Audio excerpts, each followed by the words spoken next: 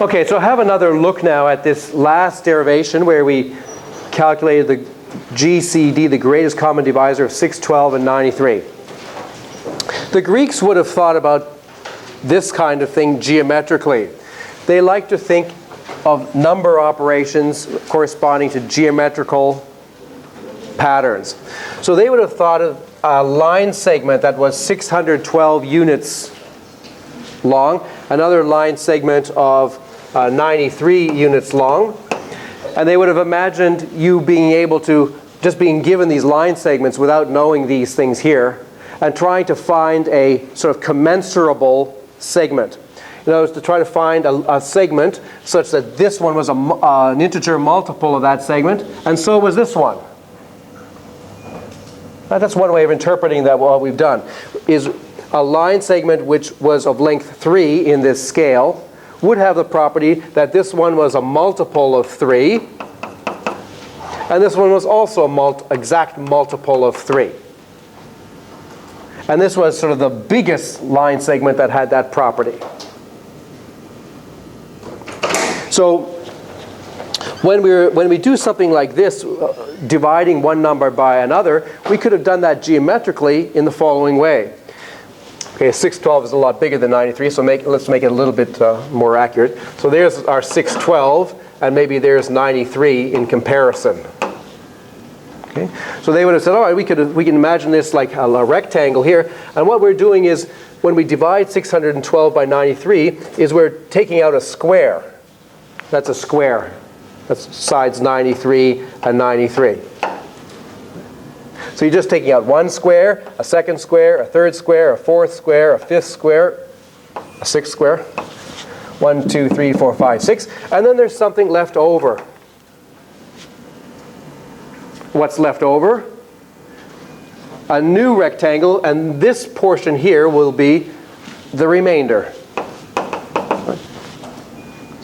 It's a geometrical way of expressing 612 divided by 93 is 6, with a remainder of 54.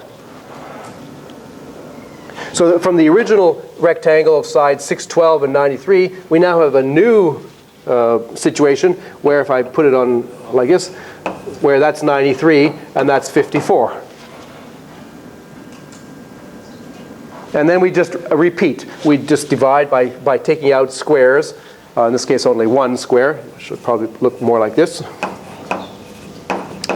So that would be one square, and then a new leftover thing. That would be the result of the basis for the next algorithm step.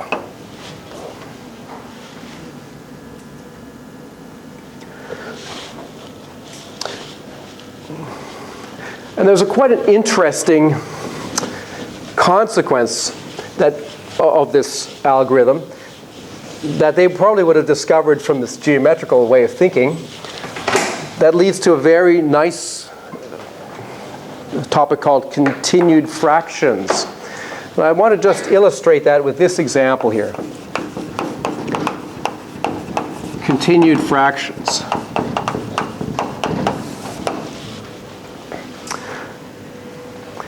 Okay, so let's have a look at this.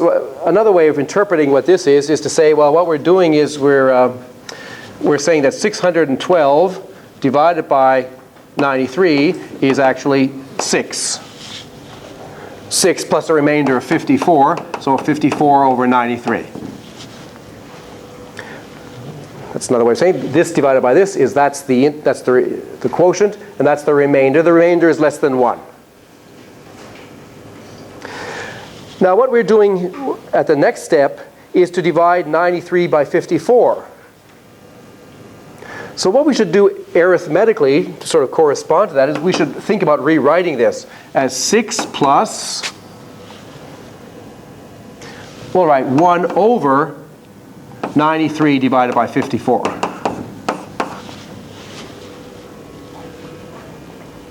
That's a legitimate operation. 54 over 93 is the same as 1 over 93 over 54. And when we write it like that, then we can write it as 6 plus 1 over, what's 93 over 54? It's, according to this, 1 plus 39 over 54.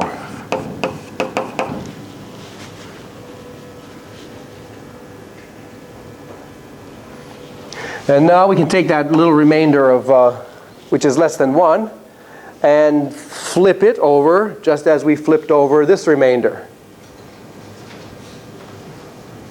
Okay, what would the next step be? I'll go up here. It'd be 6 plus 1 over 1 plus, okay, flipping this over, would be 1 over 54 divided by 39. And then that would be 6 plus 1 over 1 plus 1 over. What's 54 over 39? According to this, it's 1 plus 15 over 39.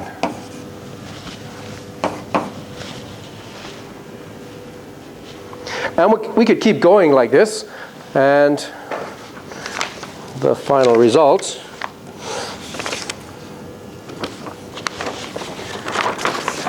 okay, so we keep going one step for each one of these until we get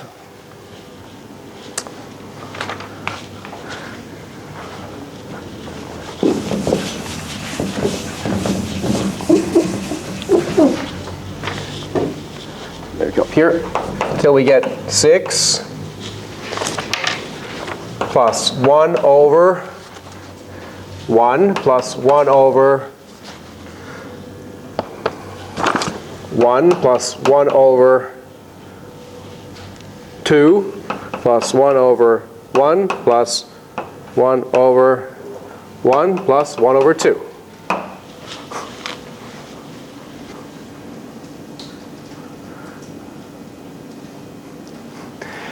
That's a rather curious fraction, but okay, that's a fraction, just all sort of adds up. And sometimes this is represented now just by the sequence of the quotients, 6, 1, 1, 2, 1, 1, 2. And this is called a continued fraction.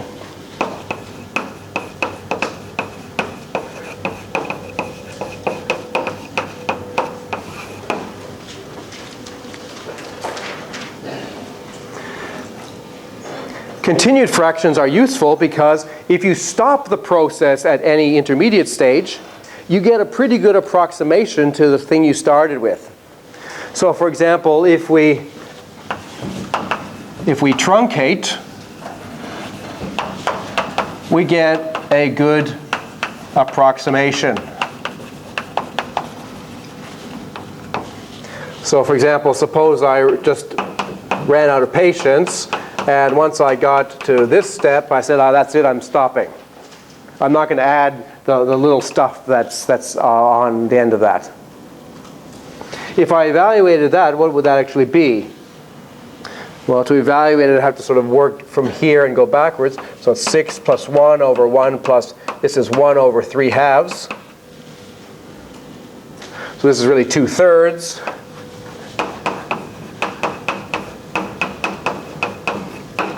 And this then is 5/3. So that's the same as 6 plus 3/5.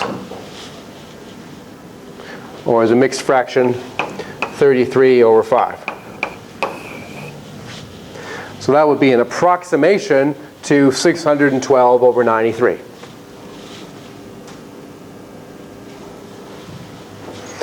And by going further down, we get a better approximation. By taking fewer things, of course, we get a poorer approximation generally.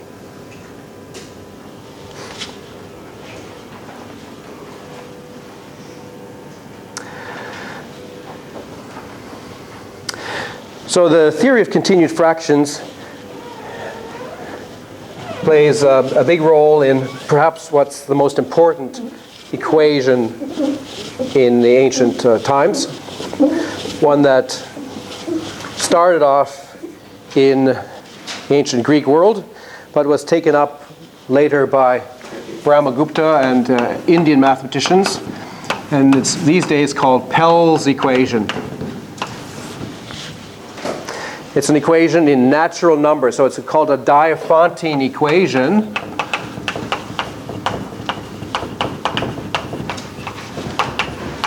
Named after the Greek mathematician Diophantus, who lived around 300 AD. And he was very interested in solving equations in natural numbers. And Pell's equation is an example of such a thing. It's the equation x squared minus n y squared equals 1, where n is a fixed non-square natural number.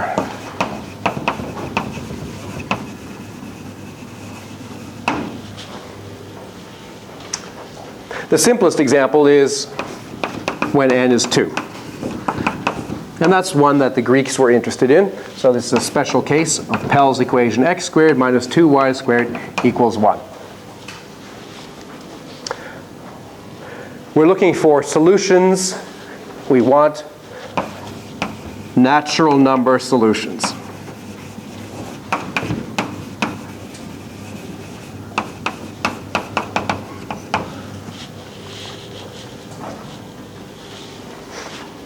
Why might we want something like this?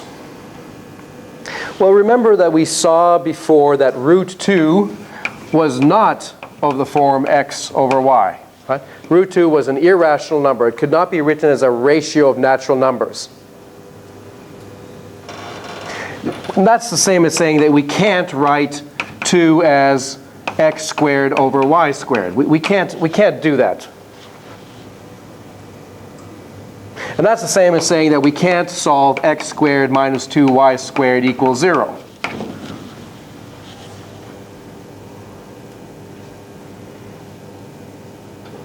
Okay, so we can't solve x squared minus 2y squared equals 0. But this is pretty close. And if we solve this, then we'll have something that's reasonably close to square root of 2. The ratio x over y should be reasonably close to the square root of 2. Well, the ancient Greeks, Euclid realized that there were an infinite number of solutions. Infinite sequence of solutions. Such as, well, x equals 1, y equals 0. That's a solution. And they realized that there was a kind of a recursive way of getting solutions from previous solutions. And let me write it in matrix form. So let's write x, y, n plus 1 equals 3, 4, 2, 3 times x, y sub n. Okay, I'm using just a little bit of linear algebra here. Okay, hoping that you know how to multiply a matrix by a vector. Okay, so what the ancient Greeks realized is that you could, from one solution, you could generate more by essentially a sort of recursive application of the same basic principle. So for example, if we start with the equation 3, 4, 2, 3, we start with the solution 1, 0. And the matrix multiplication, how does that work? 3 times 1 plus 0 times 4, so that's 3. And 2 times 1 plus 3 times 0, that's 2. Is that a solution? 3 squared minus 2 times 2 squared, it's 9 minus 8, that is a solution. How about if we apply it again? 3, 4, 2, 3 times 3, 2. Well, now it's 9 plus 8, that's 17. And 6 plus 6, that's 12. Is it true that 17 squared minus 2 times 12 squared equals 1? 17 squared is 289 minus 2 times 144. That's equal to 1.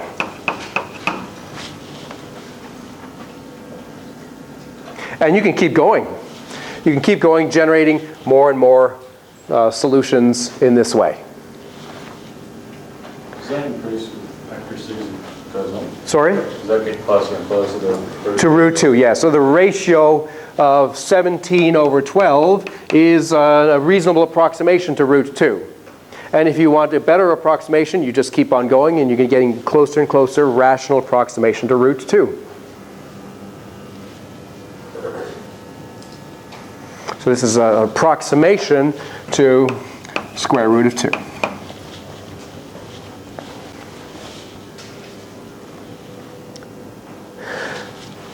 Okay, we're going to talk more about Pell's equation, but now we make contact with one of the most interesting aspects of, in my view, of ancient Greek mathematics. A remarkable document was found in a library in Germany by a dramatist, a German dramatist named Lessing, and he found a document. It was, I think, in Wormbüttel in the 18th century, I think. And it was a kind of a poetic or epigram thing that was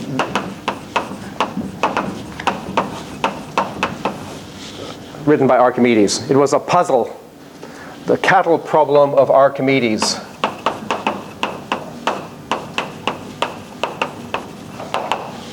Okay, so I'm not going to read all of it. I'll just give you a taste of it. So here's the cattle problem of Archimedes. Archimedes, greatest mathematician of ancient times, probably the greatest mind who ever lived. In my opinion, this is the greatest mind who ever lived. And his dates are something like 287 to 212 BC. And we'll be talking more about his accomplishments. But here he is talking to us, giving us a puzzle. He saying, "If thou art diligent and wise, O stranger, compute the number of cattle of the sun, who once upon a time grazed on the fields of the Thrinacian isle of Sicily, divided into 4 herds of different colors, one milk white, another glossy black, a third yellow, and the last dappled." So there's a certain number of cattle on this island. "In each herd were bulls, mighty in number according to these proportions. Understand, stranger, that the white bulls were equal to 1/2, a half, and a third of the black, together with the whole of the yellow."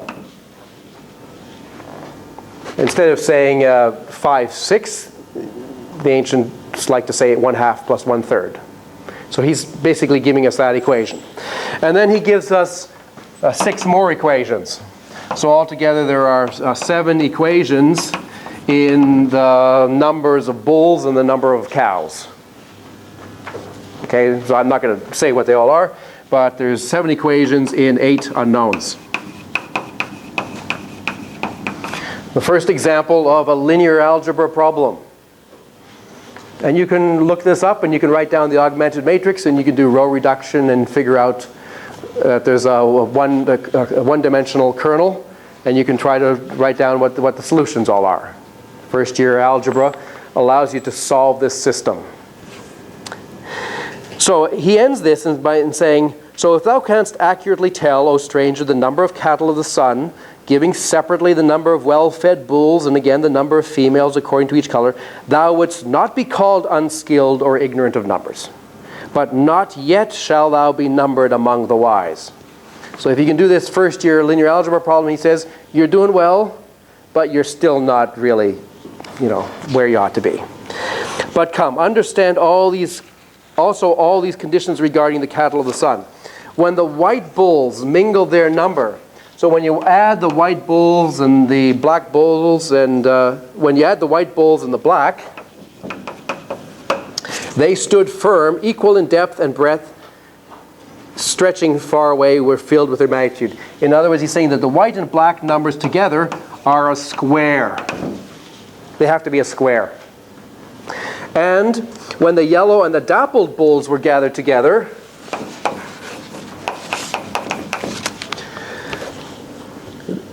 they stood in such a manner that their number, beginning from 1 grew slowly greater till it completed a triangular figure, there being no bulls of other colors in their midst, nor none of them lacking. So the yellows and dapples together make a triangular number. So when you solve the first part of the question, there was a one-parameter family of solutions. Now you have to pick out amongst that one-parameter family of solutions those for which the white and black bulls form a square number and the yellow and dappled bulls form a triangular number. And what does he say? He says, "If thou art able, O stranger, to find out all these things and gather them together in your mind, giving all the relations, thou shalt depart crowned with glory and knowing that thou hast been adjudged perfect in this species of wisdom." So that's the greatest mind of all time talking to us from 22 centuries ago. So what happens? Well, of course, after Lessing discovered this, people said, okay, let's do it. Let's work this out. It can't be that hard. It's just some squares and triangular numbers. We can calculate the linear algebra. That only takes us an hour. So then this second condition that Archimedes tantalizes us with turns out, after you write it all down, to become a Pell's equation. And it's a Pell's equation just like the one I gave you, but it's this form. So you get a Pell's equation. And here's what you have to solve. X squared minus 4, 7, 2, 9, 4, 9, 4, y squared equals 1.